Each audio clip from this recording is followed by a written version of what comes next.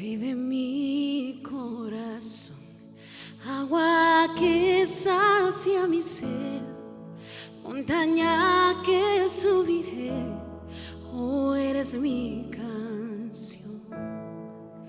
Rey de mi corazón, sombra que me esconderá, rescate en tempestad, oh, eres mi canción.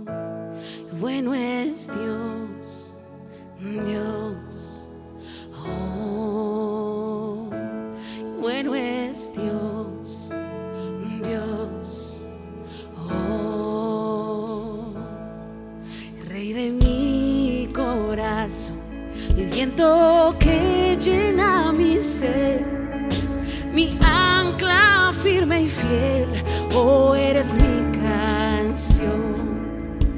Rey de mi corazón, fuego que arde en mi interior, el eco de mi voz, oh, eres mi canción. Rey de mi corazón, Rey de mi corazón, y viento que llena mi ser, mi ancla firme y fiel, oh, eres mi canción. Rey de mi corazón, y fuego que arde en mi interior, el eco de mi voz, oh, eres mi canción. Y bueno es Dios, Dios, oh, y bueno es Dios, Dios, oh, y bueno es Dios, Dios, oh, si bueno es Dios, Dios, oh, y bueno es Dios, Dios, oh, y bueno es Dios, Dios, oh, y tú no me dejarás, no me dejarás caer, y tú no me dejarás, y no me dejarás caer, y tú no me dejarás, no me dejarás caer, y tú no me dejarás, no me dejarás caer, y tú no me dejarás, no me dejarás caer, y tú no me dejarás, no me dejarás caer, y tú no me dejarás, no me dejarás caer,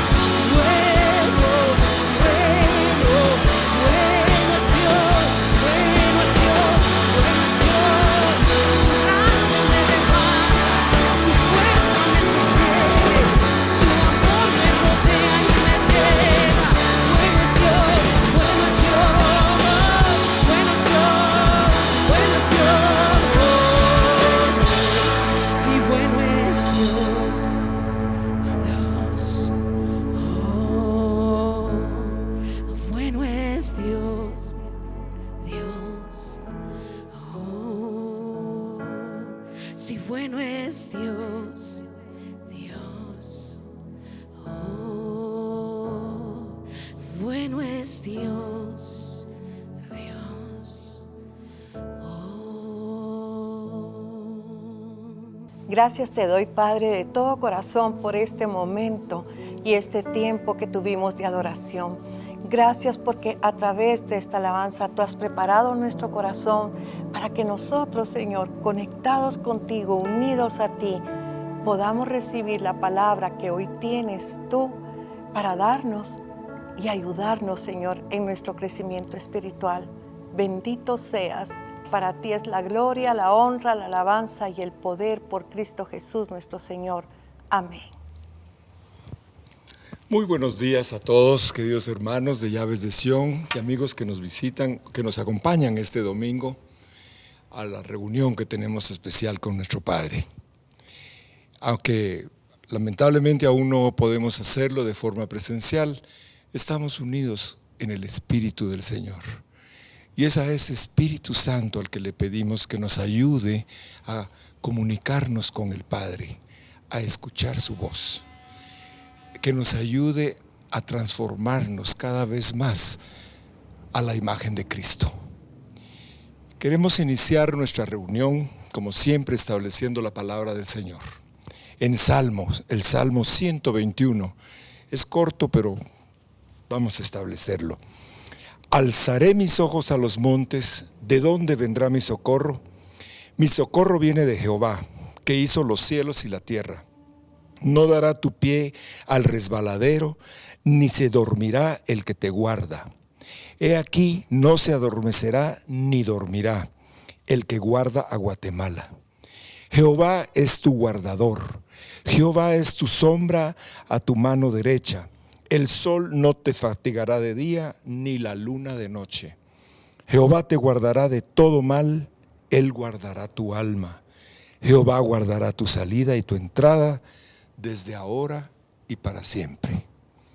Gracias, Padre, por tu palabra, bendita palabra. Y gracias porque hoy nos traes el mensaje de tu corazón. Te pedimos y lo bendecimos, Señor, en tu nombre, Jesús, para que cumpla el propósito para el cual tú lo envías. En el nombre de Jesús. Amén. Bendito sea el Señor que nos permite reunirnos cada domingo a través de los diferentes medios que tenemos cada uno para poder recibir su palabra y para que estemos unidos en un mismo sentir, como decía Ricardo, que eso es lo más importante. Y de verdad, como dijo el Salmo 121 que acaba de leer, alzaré mis ojos a los montes y entender que nuestro socorro viene del Señor. La semana pasada comenzamos un nuevo estudio y es acerca del profeta Daniel. Nosotros vimos la semana pasada a través de Pastor Eric realmente lo que Dios hizo con este joven cuando dispuso su corazón a entender, a escuchar verdaderamente lo que el Señor deseaba de su corazón, fidelidad. Es impresionante ver cómo un joven de unos 16, 17 años, estando en un país donde verdaderamente había libertinaje, podían hacer lo que querían, él decide en su corazón seguir a Dios, serle fiel a Dios, no ofender a Dios. Y nosotros sabemos que la consecuencia de esto fue precisamente que el Señor le diera sabiduría, revelación, entendimiento en todas las cosas. Le enseña verdaderamente lo que es la vida espiritual, le enseña verdaderamente lo que Él quiere, porque créame que la vida espiritual es la vida más emocionante que puede existir.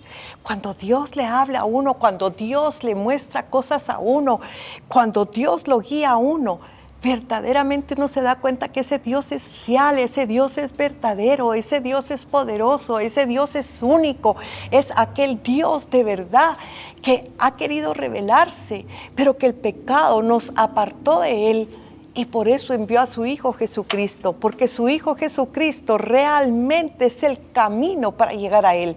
Es la verdad que nos enseña quién es Dios. Y es la vida nueva que nos da el Padre. Y nosotros lo podemos ver a través de Daniel. Cuando usted ve el libro de Daniel, es impresionante las revelaciones que Dios le da a este varón de Dios. Este día a mí me toca hablar del capítulo 9 acerca de la oración de Daniel. Nosotros sabemos que Daniel estuvo en la cautividad. Hubo 3 invasiones que el rey Nabucodonosor invadió 3 veces Jerusalén. Y en la primera invasión fue cuando Daniel para en Babilonia, en la cautividad. Pero nosotros sabemos que lo importante de Daniel es que primero él era de la nobleza de Jerusalén. No era cualquier persona, él era un príncipe. Y ustedes saben que el rey Nabucodonosor da las órdenes que agarraran a los príncipes que eran jóvenes, que miraban que eran sabios y que los llevaran con él, que los unieran a su grupo de magos, de adivinos, que les dieran de la misma comida que les daban a todos. O sea, que les da un cierto privilegio, pero también había un interés de parte del rey para que lo fueran. Pero ahí es cuando él propone en su corazón que él va a ser fiel a Dios. Quiere decir que él, desde que estaba en Jerusalén, su corazón ya estaba conectado con el corazón del Señor. Ya lo buscaba, ya lo amaba, y eso lo mantuvo firme a él para no desviarse aún estando en la cautividad. Y como decía Pastor Eric ese día, a pesar de todas las cosas que le sucedieron, imagínense un joven lleno de vida, lo castran. ¿Cómo se sentiría cuando le quieren robar su virilidad? Sin embargo, él jamás de los jamases viene y reniega de Dios. Al contrario, se une más a Dios porque él empieza a ver lo que sucede con Dios y lo que sucede con alguien que no lo conoce. Entonces, están pasando los años. Quiero decirle que Daniel estuvo profetizando y estuvo sirviendo durante 4 reinados diferentes, porque hubo diferentes personas. Ustedes saben que al rey Nabucodonosor los conquistan los medos persas, y cuando sucede la oración de Daniel en el capítulo 9, el que estaba gobernando era el rey Darío, hijo de Asuero, dice el versículo 1, de la nación de los medos. O sea que los medos persas se unieron, pero los que empezaron gobernando Babilonia fueron los medos. Así que él, su primer profecía, las primeras profecías que nosotros vemos es con el rey Nabucodonosor, rey de Babilonia, pero ahora ya son los medos los que están gobernando. Y resulta que Daniel, él quiere saber, él tiene la inquietud en su corazón, ¿qué va a suceder con Israel?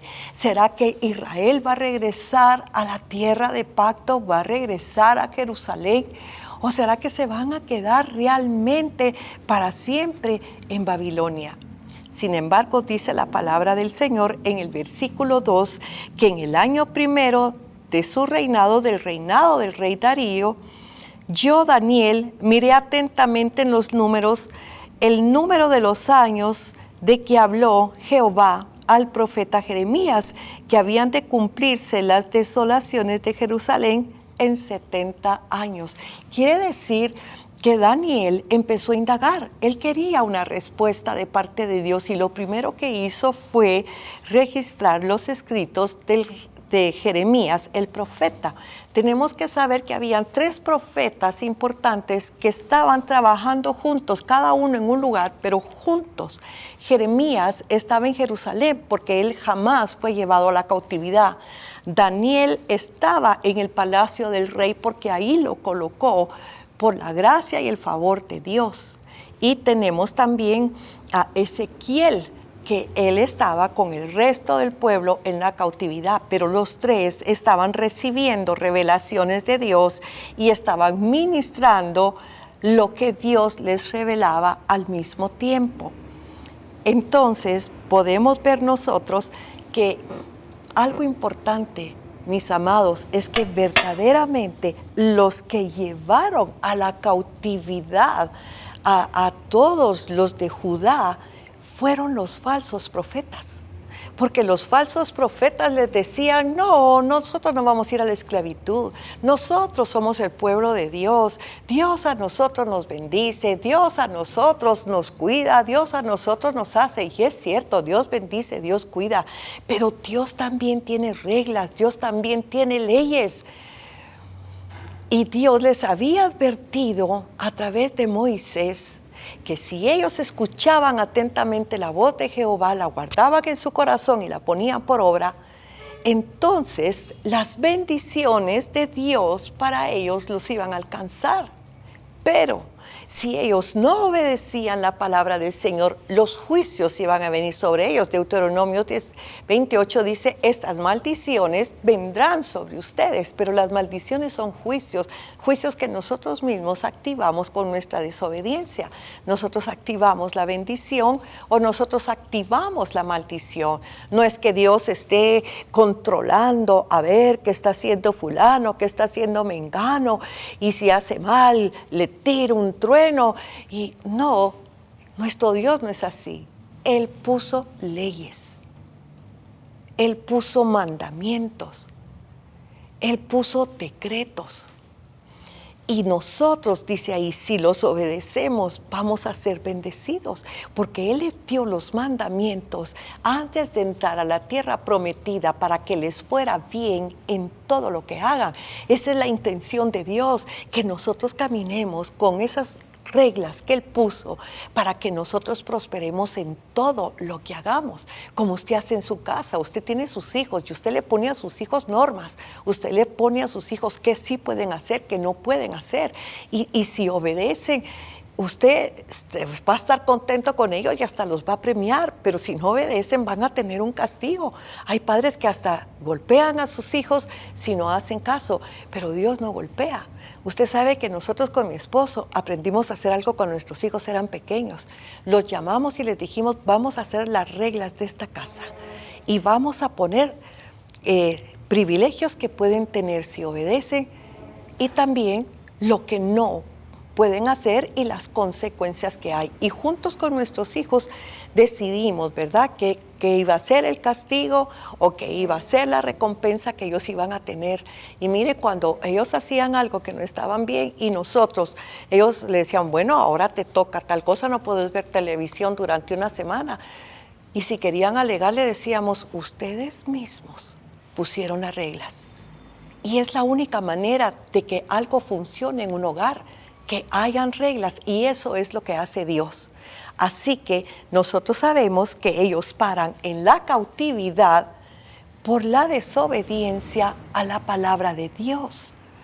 Y son 70 años porque aquí está viendo Daniel que dice que él escudriñó los escritos de Jeremías, porque Jeremías les estuvo hablando durante mucho tiempo a todos los de Judá en Jerusalén para decirles que se arrepintieran, que buscaran a Dios para evitar la invasión, porque la máxima sentencia de Dios para su pueblo, si no obedecía, era el destierro.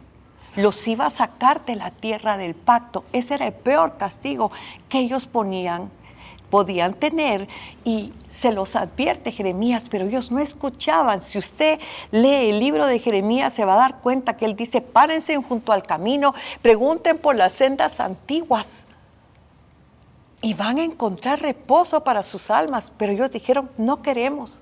Y usted puede ver que todo lo que el profeta Jeremías les decía que hicieran, contestaban, no, no, no. Y mientras tanto los falsos profetas, vamos a ser bendecidos, Dios nos va a hacer, Dios nos va a volver. Y entonces ellos, por supuesto, oían lo que querían oír y seguían a lo que querían oír. No oían las advertencias de Dios, como nos está pasando a nosotros. Nos están advirtiendo, Jesús ya viene, y la gente contesta, sí, eso lo dicen desde hace 2000 años, pero es que no se habían dado todas las señales de Mateo 24 que estamos viendo claramente que se cumplen ahora. Y entonces realmente el Señor nos advierte a través de su palabra que seamos atentos a la voz del Señor, que escuchemos a los verdaderos profetas de Dios para no desviarnos del camino. Él dice, yo pongo delante de ti dos caminos. Un camino te va a llevar a la vida y un camino te va a llevar a la muerte. Y dice que hay caminos que parecen rectos, pero que al final son caminos de muerte, porque nos van a llevar a nuestra destrucción eterna. Y eso es lo que Dios no quiere que nadie se pierda, quiere que todos vengan al arrepentimiento. Así que cuando Daniel escudriña y se da cuenta que eran 70 años los que tenían que estar, porque eso fue lo que profetizó Isaías, entonces él viene y va a buscar a Dios. Quiere orar porque él quiere una respuesta directa de Dios que le confirme si lo que dice Jeremías es verdad o no. Y esto es algo que nosotros siempre tenemos que aprender a hacer. Escudriñemos las Escrituras y luego busquemos a Dios para que Dios nos diga si lo que hemos escuchado a través de otras personas o lo que hemos interpretado nosotros mismos al leer la palabra es lo que Dios nos está diciendo o no. Siempre necesitamos una confirmación del Padre. Eso es bien importante que nosotros lo entendamos. Así que dice el versículo 3, dice, y volví mi rostro a Dios el Señor, buscándole en oración y ruego, en ayuno, cilicio y ceniza.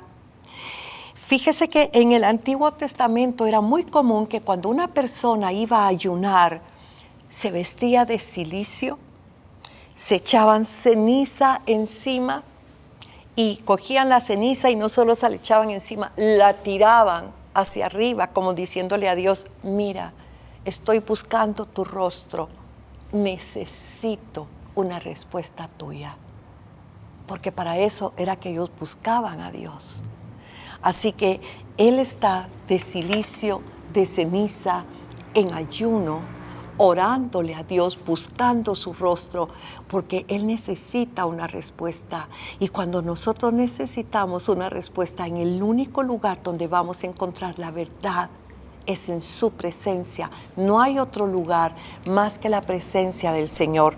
Entonces dice la palabra, verso 4, y oré a Jehová mi Dios e hice confesión, diciendo, ahora Señor Dios grande, digno de ser temido, que guardas el pacto y la misericordia con los que te aman y guardan tus mandamientos. Él empieza reconociendo quién es Dios.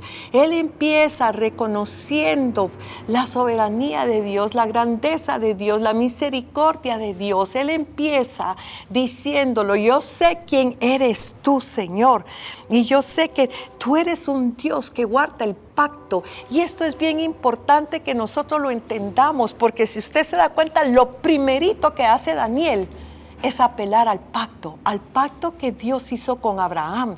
Dios hizo un pacto con él, que iban a ser su pueblo y él iba a ser su Dios, y que él iba a estar con ellos todos los días hasta el fin, que no los iba a dejar, que no los iba a abandonar.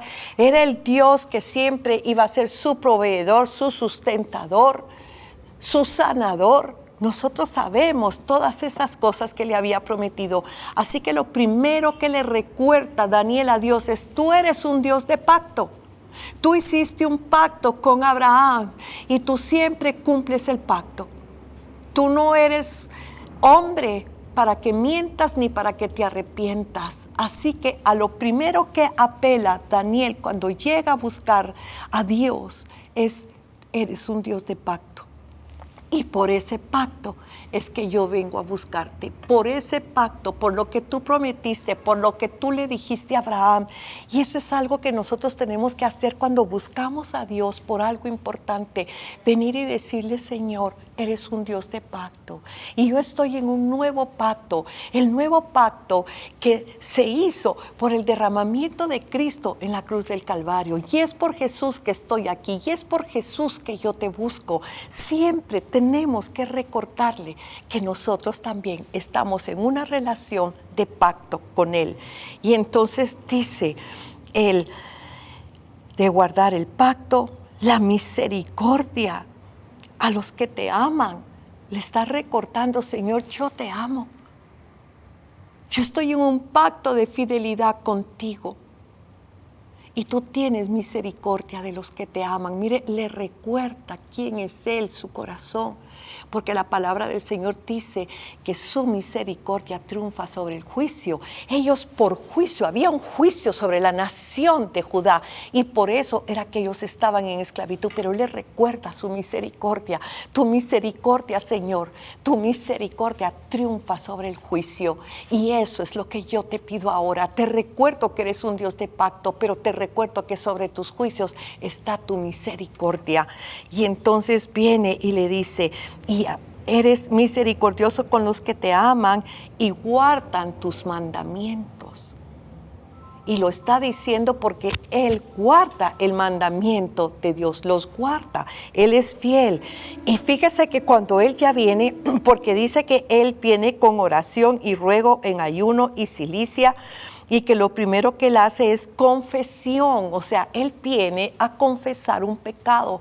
Él no viene delante de Dios a decirle, Señor, si los que pecaron fueron aquellos, esos tienen que estar aquí, a mí déjame libre, a mí déjame regresar. Él no, porque Él entiende, Él es un hombre de fe, Él es un hombre que tiene entendimiento de cosas espirituales, que sabe cómo Dios obra, cómo Dios actúa. Y entonces sabe que si Él necesita un favor de Dios, lo primero que tiene que hacer es arrepentirse. Y Él toma la decisión de ir a pedir perdón por su pueblo, por el pueblo de Dios, por Jerusalén. Y entonces viene y le dice, hemos pecado. Oiga, hemos pecado, hemos cometido iniquidad, hemos hecho impíamente y hemos sido rebeldes y nos hemos apartado de tus mandamientos y de tus ordenanzas. Fíjese que si usted se da cuenta, en el capítulo 1 dice que él era un joven piadoso. Él era un joven que amaba a Dios y que había decidido en su corazón no fallarle a Dios, ser fiel a Dios. Sin embargo, aquí está diciendo, hemos pecado, hemos cometido iniquidad, hemos hecho impíamente. ¿Por qué? Porque Él se está identificando con su pueblo y el pecado del pueblo. Yo le pregunté un día al Señor, Señor, ¿por qué si Daniel fue un hombre que no pecó, fue un hombre que siempre te amó, que fue fiel a ti, que cumplió los mandamientos, por qué él paró en Babilonia? Porque realmente Jeremías siempre estuvo en Judá, él nunca fue a la cautividad. Y le digo, pero ¿por qué si él no fue un hombre que pecó, está en la cautividad? Y me contestó el Señor, porque el juicio era para la nación y él pertenecía a esa nación. Y entonces nos damos cuenta que cuando los gobernantes pecan, el pueblo verdaderamente es el que padece las consecuencias de los errores. Por eso hay que orar por nuestros gobernantes. Por eso tenemos que orar por la nación donde nosotros estamos. ¿Por qué? Porque cuando nosotros oramos por ellos, vamos a tener paz, dice el Señor en Jeremías 29. Es importante, así que aunque él estaba ahí, sin culpa porque fue fiel a Dios, por ser un juicio sobre la nación, él sufrió la consecuencia de ese juicio. Sin embargo, él no reniega de Dios, pero él pide entendimiento, porque usted se recuerda que cuando él decide serle fiel a Dios con sus amigos, Dios les dio sabiduría, les dio inteligencia y les dio revelación en todas las cosas, y ellos empiezan a entender las cosas espirituales. Ahora dice que él empieza a pedir perdón, a reconocer, a confesar delante de Dios. Te desobedecimos, hicimos lo malo, Y entonces él empieza a confesar un pecado, el pecado del pueblo. Mire el versículo 6. No hemos obedecido a tus siervos los profetas que en tu nombre hablaron a nuestros reyes, a nuestros príncipes, a nuestros padres y a todo el pueblo de la tierra. Si usted se fija, esto es importantísimo porque Dios les estuvo mandando profetas. Dice Jeremías 25:3. Desde el año 13 de Josías, hijo de Amón, rey de Judá, hasta este día, que son 23 años, ha venido a mí palabra de Jehová y he hablado desde temprano y sin cesar, pero no oísteis. Mire, solo Jeremías, aquí 23 años, y usted ve y Jeremías, ¿a cuántos capítulos llega? Entonces, ¿cuántos años Jeremías les decía, arrepiéntanse, vuelvan a Dios? Y ellos contestaban, no, no, no. También usted sabe que Ezequiel les habló. Dios siempre nos está hablando, Dios siempre nos está advirtiendo, Dios siempre nos está diciendo lo que tenemos que hacer, pero no lo hacemos. Usted sabe que hay muchas personas que dicen que son cristianas y sin embargo, usted las mire y parecen más del mundo que cristianos. Y Dios nos está advirtiendo, Él quiere que nosotros vivamos en santidad. Y recuérdese que la palabra santidad no solo tiene que ver con limpieza, tiene que ver con apartarse de, eso es lo que significa, tiene las dos connotaciones. Una tiene que ver con la limpieza del alma, del corazón, pero la otra tiene que ver con apartarnos del mundo, apartarnos de todo aquello que nos puede contaminar y separar de Dios. Así que Él tiene 23 años de estarles predicando y diciendo que vuelvan a Dios, que vuelvan a Dios. Y por eso dice, nos enviaste a tus siervos los profetas, pero no los escuchamos. El mismo Daniel está reconociendo el pecado del pueblo. Realmente Él está entendiendo por qué están ellos ahí. Y dice el 7, tuya es, Señor, la justicia y nuestra la confusión de rostro. Mire, Él reconoce que Dios es justo. Él reconoce la justicia de Dios. Uno de los nombres de Dios es Jehová Tsidkenu, que significa justicia nuestra. Pero acuérdese que siempre decimos, Señor, hazme justicia. Pero hay que tener cuidado, porque la justicia comienza por la casa de Dios. Y nosotros pecamos. Si yo pido que el Señor me haga justicia con una situación, Él va a empezar conmigo, revisándome a mí, viéndome a mí. Y por eso es importante ver que Daniel comenzó confesando el pecado de la nación. Porque algo que tenemos que saber es que si yo voy a orar por la nación, primero tengo que hacerme una con esa nación y tengo que saber clamar por las necesidades de la nación, reconociendo primero que todo lo que nos sucede es por un propósito. Pecamos y activamos un juicio. Y entonces dice, tuya es, Señor, la justicia y nuestra la confusión de rostro. Tú eres justo, Señor. Los pecadores somos nosotros, los desobedientes somos nosotros, los que no hacemos bien las cosas somos nosotros. Como en el día de hoy lleva todo hombre de Judá, los moradores de Jerusalén y todo Israel, los de cerca y los de lejos, en todas las tierras a donde los has echado a causa de su rebelión con que se rebelaron contra ti. Así que Él está diciendo, estamos llevando nosotros, Señor, esa carga. No solo los que estamos aquí en Babilonia, gobernados por los medos persas, sino aquellos que andan en otras naciones, porque muchos de ellos se fueron a otros lados, lograron huir y se fueron a otras naciones. Pero estaban cargando con eso. Dice el 8, oh Jehová, nuestra es la confusión de rostro, de nuestros reyes, de nuestros príncipes y de nuestros padres, porque contra ti pecamos. Entonces le está diciendo, Señor, tú eres justo, Señor, y nuestra es la confusión de rostro, porque los que pecamos fuimos nosotros, y porque tú advertiste que si nosotros pecábamos, Señor, entonces el juicio iba a venir contra nosotros, iba a venir a la nación, íbamos a ser afectados por ese juicio. Así que es justo que estemos aquí, es justo lo que nos está pasando, es justo, Señor, porque simplemente se activó una ley que tú dejaste escrita desde hace mucho tiempo. Y fíjese que nosotros tenemos la mala costumbre que cuando vamos con Dios a hablar con Él porque queremos que nos haga un favor, lo primero que hacemos es, en lugar de reconocer que he fallado, que he desobedecido a Dios, que lo que me está pasando es por los errores que he cometido, lo primero que hacemos es justificarnos y culpar a alguien más.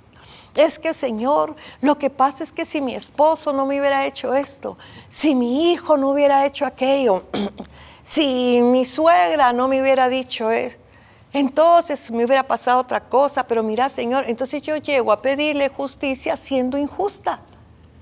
Por eso dice el Señor, no hay quien haga lo bueno, no hay ni siquiera uno, no hay un justo. Él no lo advierte, Pablo no lo dice en Romanos, no hay ni siquiera uno, no hay quien haga el bien.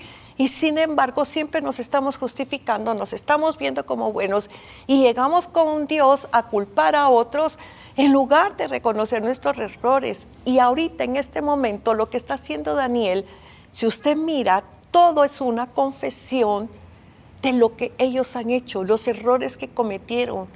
Está diciéndole, Señor, tú eres justo. Lo que nos está pasando es justo, porque nosotros lo provocamos con nuestra desobediencia a ti. Si nosotros llegáramos con esa actitud de humillación delante de Dios y reconociendo la verdad, Dios nos podría perdonar. Pero recuérdense que pasa algo. Cuando yo me justifico, ya Él no me puede justificar, porque ya me justifiqué yo. Lo único es que cuando yo me justifico, siempre lo hago a favor mío, sin reconocer mis errores y culpando a alguien más. Entonces es importantísimo que veamos que Él reconoce la justicia de Dios. Él reconoce de verdad su misericordia. Él reconoce que somos nosotros los que ocasionamos las cosas. Imagínese un hombre que cae en adulterio o una mujer que cae en adulterio. Cuando viene el problema, que los descubren, que se arman aquellos líos en la casa, que hieren, que lastiman a los hijos, ¿qué pasa? Es que si es la mujer o el hombre que dice, es que si ella no fuera así conmigo, si él no fuera así conmigo, si él me tratara bien, si ella me tratara bien, siempre estamos culpando a los demás en lugar de decir, soy un pecador, soy una persona adúltera, sí pequé, caí, tu palabra dice, no cometerás adulterio y yo lo hice. Estoy destruyendo mi familia, estoy destruyendo mi matrimonio, estoy destruyendo mi vida, reconozco mi pecado, soy una mujer pecadora. Señor, ten misericordia, perdóname. Pero llego yo justificándome y culpándome que porque como me trata mal y que porque esto, ¿me entiende? Siempre estamos buscando, pero eso no es lo que quiere Dios. Él quiere que reconozcamos la verdad para que entonces Él pueda entrar a nuestra vida, Él pueda perdonarnos, Él pueda limpiarnos, Él pueda restaurarnos. Así que viene y dice el 9, de Jehová nuestro Dios es el tener misericordia y el perdonar, aunque contra Él nos hemos rebelado. Después de que viene y confiesa su pecado y le dice a Dios, es justo lo que está pasando, los pecadores somos nosotros, no eres tú. Pero aunque nosotros hemos pecado, Señor, de ti es tener misericordia y el perdonar, aunque contra ti nos hemos rebelado. Mire, reconoce la misericordia de Dios. Reconoce que Él es justo, pero reconoce que es misericordioso. Así que empieza proclamando, confesando el pecado, reconociendo la justicia de Dios y la culpabilidad de la nación, pero inmediatamente entra y le dice, pero tú, Señor, eres misericordioso. y tú perdonas. Mire la forma en que Daniel entra con Dios. No entra culpando a Dios, porque nosotros, Señor, ¿por qué permitiste que pasara esto? Tú eres Dios, tú pudiste haber hecho algo, ¿por qué no hiciste nada? Encima de que yo peco, culpo a Dios de mi pecado.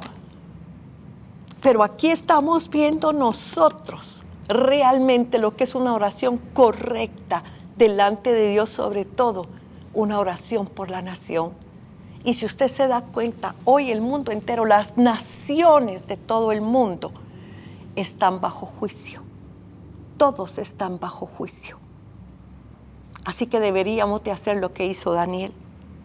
Y dice, verso 10, y no obedecimos a la voz de Jehová nuestro Dios para andar en sus leyes que Él puso delante de nosotros por medio de sus siervos los profetas. Así que está diciendo, de ti es perdonar y tener misericordia, aunque hemos pecado contra ti, aunque no quisimos escuchar a tus profetas, aunque no quisimos volvernos de corazón y dejar de hacer lo malo. Todo Israel traspasó tu ley apartándose para no obedecer tu voz, por lo cual ha caído sobre nosotros la maldición y el juramento que está escrito en la ley de Moisés, siervo de Dios, porque contra él pecamos. Así que vemos nosotros en Deuteronomios 28, 49 y 50, y también en el 58 y en el 64, donde él dice claramente que el destierro es el castigo máximo para aquel que no llega a obedecer a Dios. Mire cuántos años les dio Dios para arrepentirse, pero no quisieron. No quisieron, voluntariamente no quisieron. Y sabe que el pecado es violar los mandamientos de Dios, pero la iniquidad es hacerlo voluntariamente. Cuando yo conozco los mandamientos de Dios y aún así los desobedezco, eso es iniquidad. Y ese era el pecado que ellos tenían, iniquidad.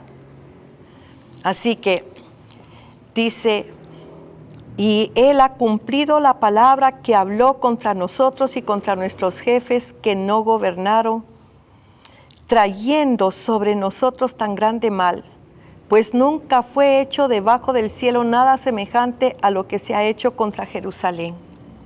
Fíjese que algo que nosotros tenemos que saber es que Dios, el castigo realmente por lo que están ahí 70 años, es porque dentro de las leyes del Señor, y usted lo puede ver en Levítico 25, era que cada 7 años la tierra tenía que descansar. Trabajaban 6 años la tierra, Dios se iba a encargar en el 6º año de que la tierra produciera el triple de lo que producía siempre para que ellos pudieran almacenar comida. Y durante el 7º año la tierra tenía que reposar, así como en el Shabbat, cada último día de la semana, el Señor nos manda a nosotros descansar y buscar a Dios. Aquí cada 7 años los manda a que la tierra repose, para que la tierra se pueda reponer y siga produciendo bien. Pero ¿qué sucedió? Ya no le dieron reposo a la tierra. ¿Usted sabe qué hicieron ellos? Porque cada 7 años, que es lo que conocemos como un año Shemitah, lo que sucedía era que ellos primero dejaban reposar la tierra y perdonaban las deudas. Si usted me había prestado dinero a mí o yo le había prestado dinero a usted, al 7º año yo ya no se lo podía cobrar. Al 7º año yo le perdonaba la deuda o usted me perdonaba la deuda. Mire lo que hacía Dios para que toda la gente de Israel estuviera bien. Pero usted sabe lo que es la avaricia. ¿Sabe qué hicieron muchos de ellos? Alquilaban la tierra a los gentiles. Ellos no estaban trabajando, pero los gentiles estaban trabajando la tierra y lo que tenía que descansar era la tierra, no ellos. Así que mire cómo se idearon a hacer las cosas. Lo que hacían es que llevaban las deudas a los bancos, porque entonces los bancos sí cobran. ellos sí pueden cobrar y tenían que pagar la deuda. O sea, dése cuenta que violaron las leyes de Dios, que es exactamente lo que nos está pasando ahora a nosotros con el nuevo orden mundial. Están haciendo leyes que van en contra de las leyes de Dios. Usted se recuerda cuando Amalek ataca por detrás a Israel cuando acababan de salir de Egipto. Y llegan a pelear la guerra y le dice Dios a Moisés, dile a Josué que voy a eliminar a Amalek de la tierra porque se levantaron contra mi trono. Ellos creían que se habían levantado contra Israel, pero no sabían que Dios es el Dios de Israel y que fue contra el trono de Dios. Y eso es lo que está haciendo esta gente. Se está levantando contra el trono de Dios. Están retando a Dios. Quieren anular las leyes de Dios para poner sus propias leyes. Dígame si esto no trae juicio a la tierra, y por eso estamos como estamos. Y hay juicio sobre las finanzas, y hay juicio sobre la salud, y hay juicio sobre tantas cosas. Y muchos dirán, pero si yo no soy el que peco. Sí, Daniel tampoco, pero como el juicio era contra la nación, nos alcanza aún a aquellos que tratamos de obedecer a Dios en su palabra. Entonces, como durante muchos años ellos no dejaron descansar la tierra, entonces el Señor les dijo 70 años, cada 10 años, cada 7 años, ellos no dejaban descansar la tierra. Dios hizo la suma y entonces le dio 70 y les dijo, los 70 veces que no ha podido descansar la tierra, van a estar ustedes ahí para que la tierra se pueda reponer de todo lo que no la han dejado descansar. Y por eso está diciendo, desobedecimos la ley de Moisés. Desobedecimos la ley de Moisés y por eso la tierra está reposando y nosotros estamos aquí como esclavos. Necesitamos, porque exactamente eso les dijo en el capítulo 25, versículo 10, se los dice Jeremías, van a hacer que repose la tierra, por lo que no la dejaron reposar, ustedes van a estar allá 70 años. Entonces se da cuenta cómo nuestra desobediencia es la que activa las consecuencias de lo que nosotros estamos viviendo. Si cuando Dios nos dice a nosotros no hagan esto, no es que Dios sea egoísta, no es que Dios no quiera. Lo que pasa es que Él conoce las leyes que rigen el universo, sabe las consecuencias. Les dijo a Adán y a Eva, no coman de este fruto, si comen morirán. Y comieron. Estaban advertidos, eso es iniquidad. Y las consecuencias hasta el día de hoy se pagan. Por eso es que nosotros tenemos que tener mucho cuidado. Así que Dios cumplió lo que había dicho en su palabra. Y dice, conforme está escrito en la ley de Moisés, todo este mal vino sobre nosotros y no hemos implorado el favor de Jehová nuestro Dios para convertirnos de nuestras maldades y entender tu verdad. O sea, le pedimos a Dios, regrésanos Señor a Jerusalén, queremos regresar a la tierra, pero no le hemos dicho que por favor primero volvamos nuestro corazón a Dios. Y eso es lo que Él dice en Jeremías 29. Él les está diciendo, ustedes van a volver cuando me busquen de todo su corazón. Porque ese es realmente lo que quiere Dios, que nos volvamos a Él de todo corazón. Y dice, por tanto Jehová veló sobre el mal y lo trajo sobre nosotros, porque justo es Jehová nuestro Dios en todas sus obras que ha hecho, porque no obedecimos a su voz. Volvió a reconocer la justicia de Dios. Ahora pues, Señor Dios nuestro, que sacaste tu pueblo de la tierra de Egipto con mano poderosa y te hiciste renombre, lo cual lo tienes hoy. Hemos pecado, hemos hecho impíamente. Oh Señor, conforme a todos tus actos de justicia, apártese ahora tu ira y tu furor de sobre tu ciudad, Jerusalén, tu santo monte, porque a causa de nuestro pecado y por la maldad de nuestros padres, Jerusalén y tu pueblo son el oprobio de todo en derredor nuestro. Ahora pues, Dios nuestro, oye la oración de tu siervo y sus ruegos, y haz que tu rostro resplandezca sobre tu santuario asolado por amor del Señor. Entonces Él lo que le está diciendo, fíjese qué importante. Él viene y ¿sabe qué le pide? Le pide que quite su ira de encima de ellos. Señor, quita tu ira de encima de nosotros. Y esa es la oración que nunca hacemos. Esa es la oración que nunca hacemos. Señor, yo te ofendí, quita tu ira de encima de mí para que se quite esta consecuencia. La verdad es que si la ira de Dios es quitada, la consecuencia va a ser quitada. Y eso es realmente lo que Él está pidiendo en este momento cuando ya le dice, eres justo, lo que está pasando es correcto, somos nosotros los pecadores. Pero por tu misericordia, quita la ira de encima de nosotros, Señor, y ayúdanos. Mire lo que Él está haciendo, apelando a la ira de Dios que sea quitada. Entonces Él viene y le dice, porque a causa de nuestro pecado y por la maldad de nuestros padres, Jerusalén y tu pueblo son el oprobio de todos.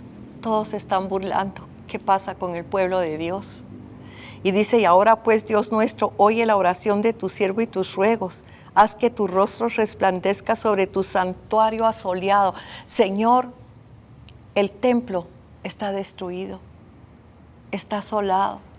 Ahí ya no hay adoración, ahí ya no hay cánticos, ahí ya no hay sacrificios, ahí ya no hay nada. ¿Y sabes qué? Todos se están burlando de nosotros, pero no solo de nosotros, de ti.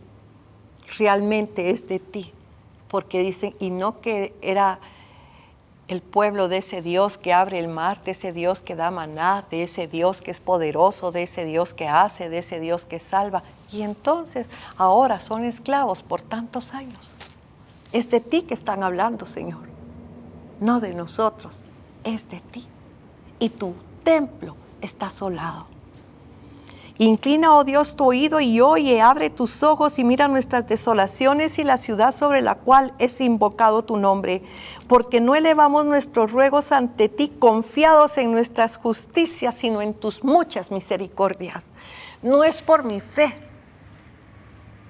no es por mis oraciones, no es porque ame tu palabra, es porque tú tienes misericordia. Tu misericordia es lo único que nos va a perdonar, no nuestras justicias, porque dice la palabra del Señor que nuestras justicias son como trapos de inmundicia a los ojos de Dios. Y luego dice, oye, Señor, oh Señor, perdona, presta oído, Señor, y hazlo.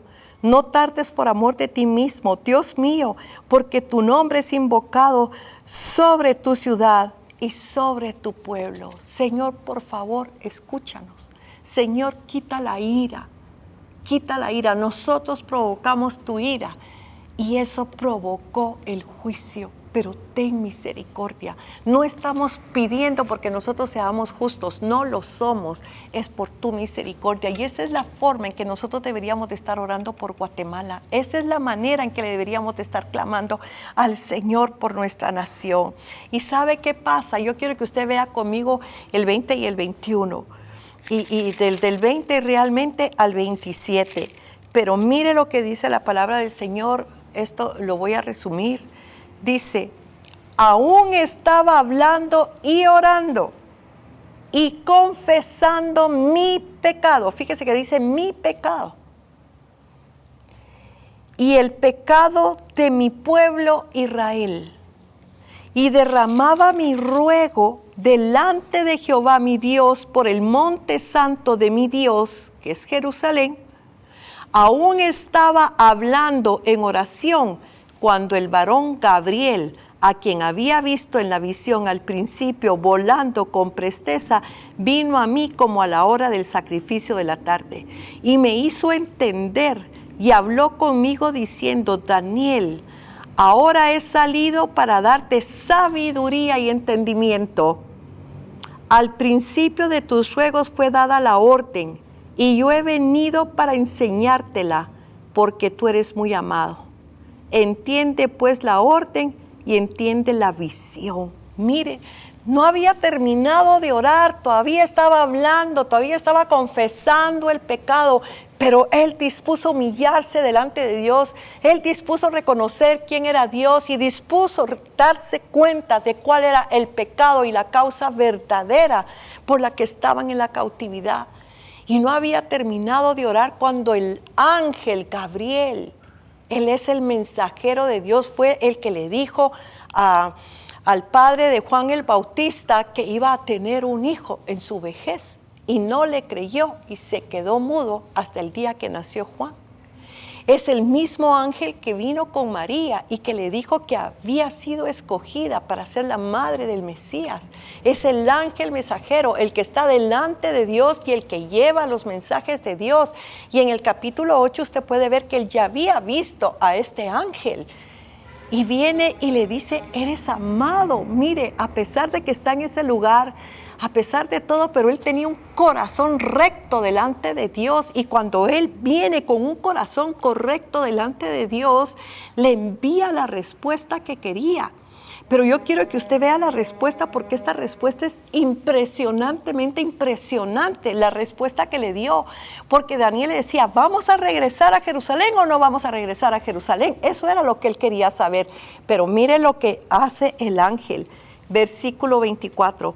70 semanas están determinadas sobre tu pueblo y sobre tu santa ciudad, para terminar la prevaricación y poner fin al pecado y expiar la iniquidad, para traer la justicia perdurable y sellar la visión y la profecía y ungir al santo de los santos.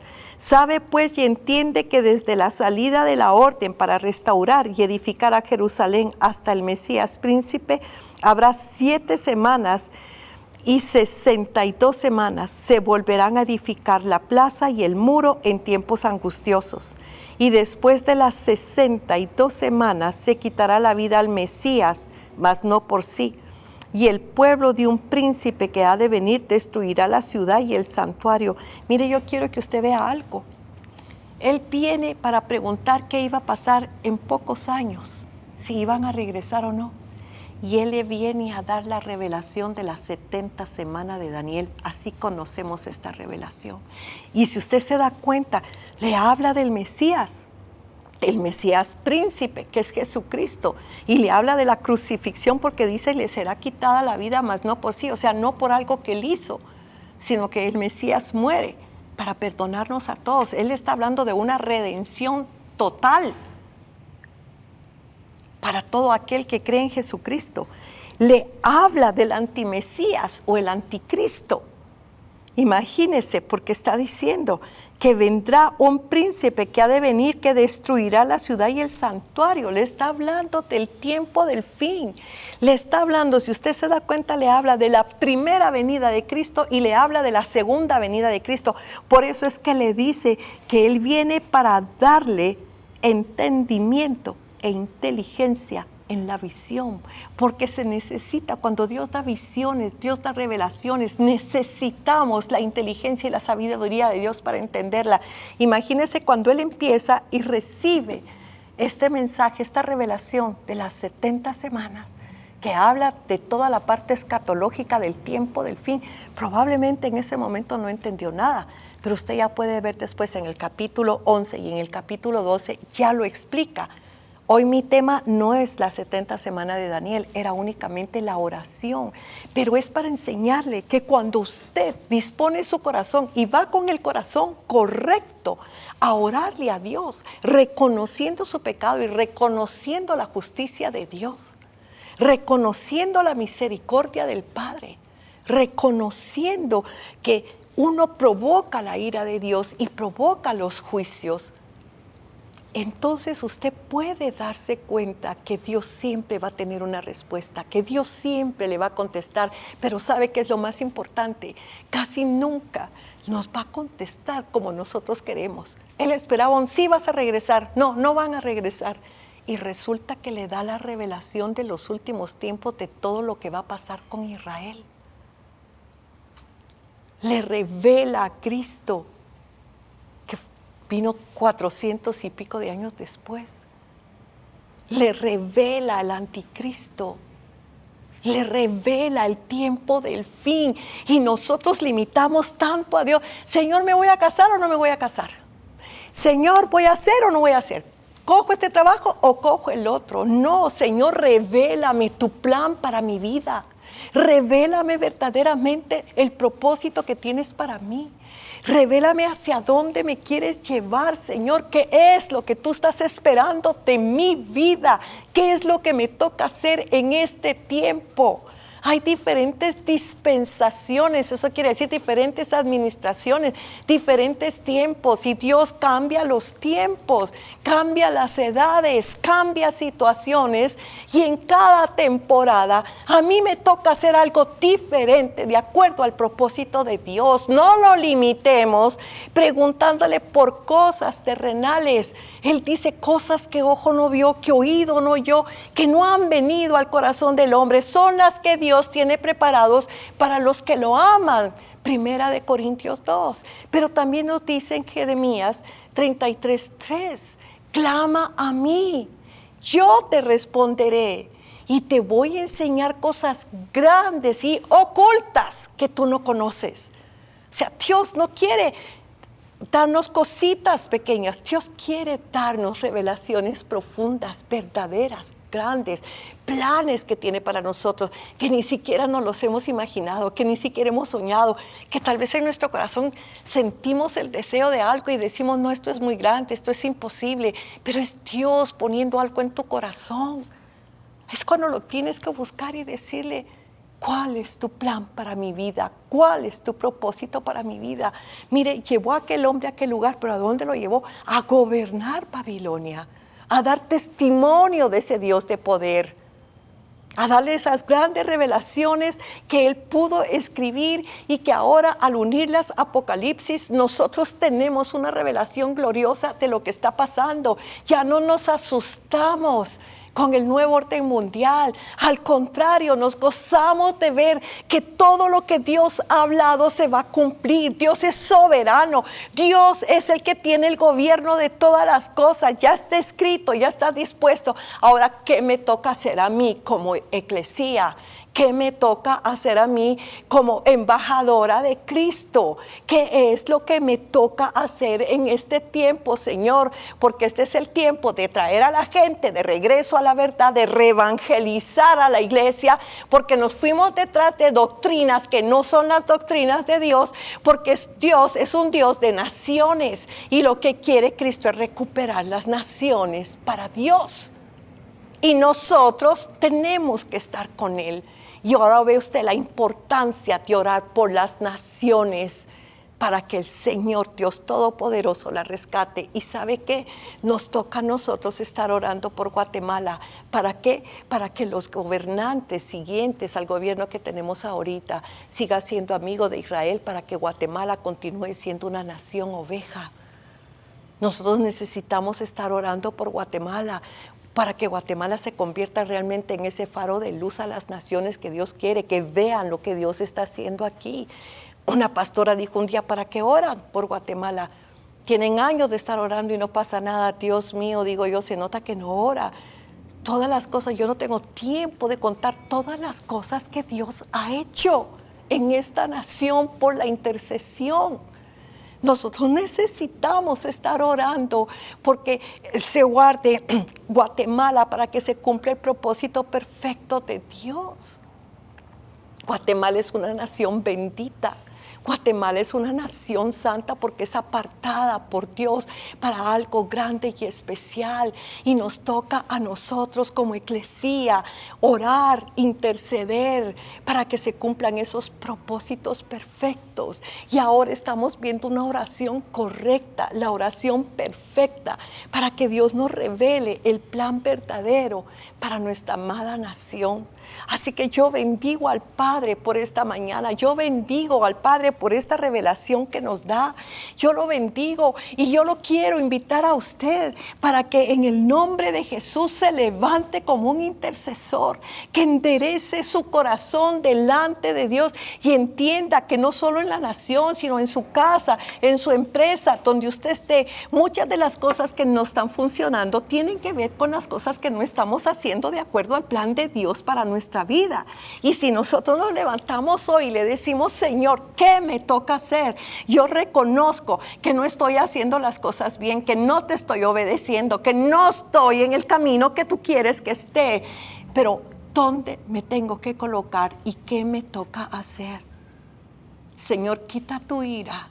La ira que yo he provocado con tanto error y con tanta desobediencia, y dame la oportunidad de volver a comenzar, y Dios lo hará, porque Él es bueno, porque su misericordia es para siempre, y porque a través de Cristo nos ama y nos da respuestas.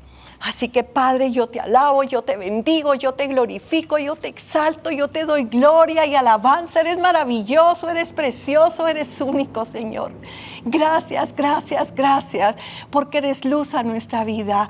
Gracias porque a través de tu palabra enderezas nuestros pasos. Gracias porque a través de la Biblia tú nos das una gran revelación para saber cómo vivir y qué hacer.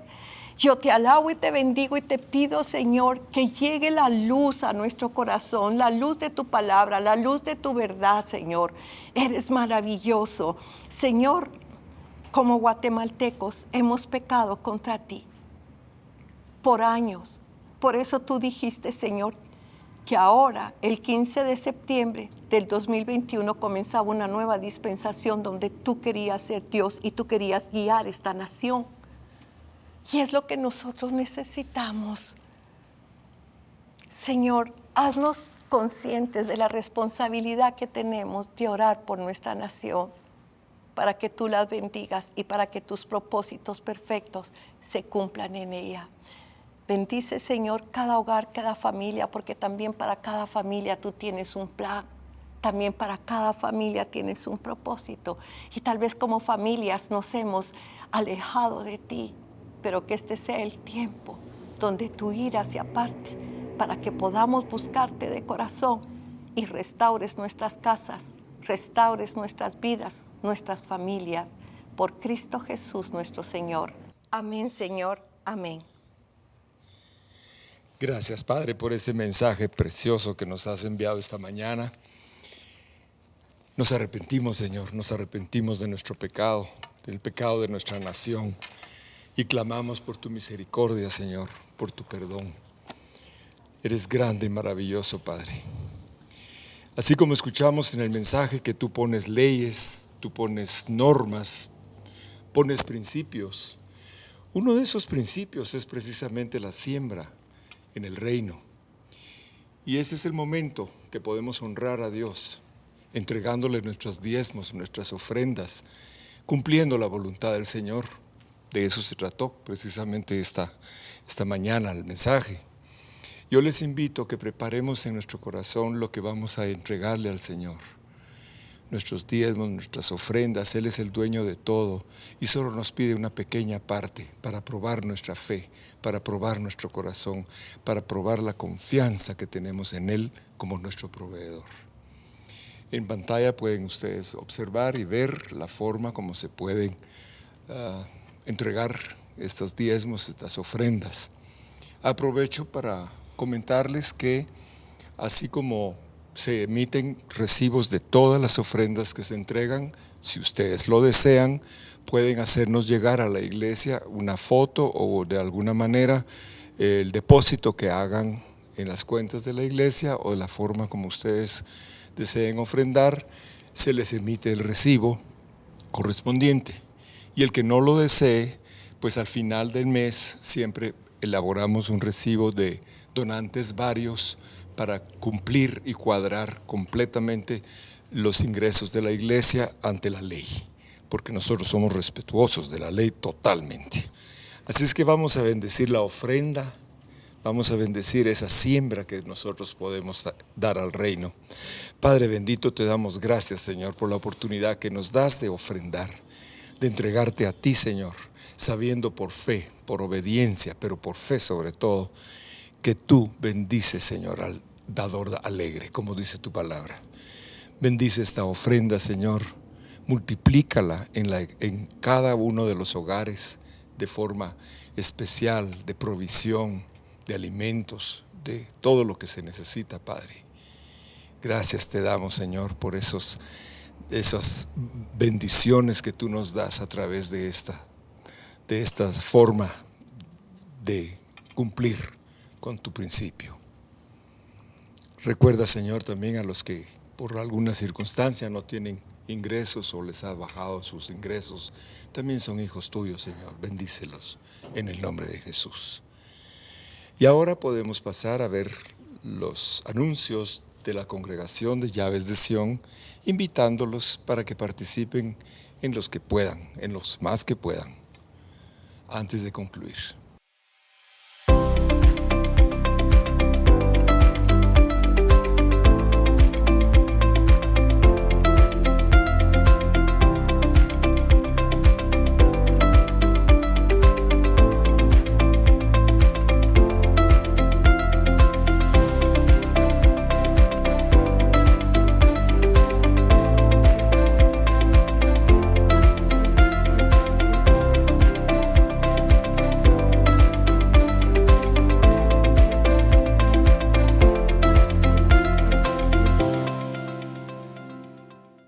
Bueno, hermanos, hemos llegado al final de nuestro servicio, de nuestro tiempo con el Señor. Los bendecimos en nombre del equipo pastoral de Llaves de Sión. Los bendecimos y sabemos que el Señor está con ustedes. Recibamos la bendición de nuestro Padre. Y el Dios de paz, que resucitó de los muertos a nuestro Señor Jesucristo, el gran pastor de las ovejas, por la sangre del pacto eterno, os haga aptos en toda obra buena, para que hagáis su voluntad, haciendo Él en vosotros lo que es agradable delante de Él por Jesucristo, al cual sea la gloria por los siglos de los siglos. Amén. El Señor los bendiga.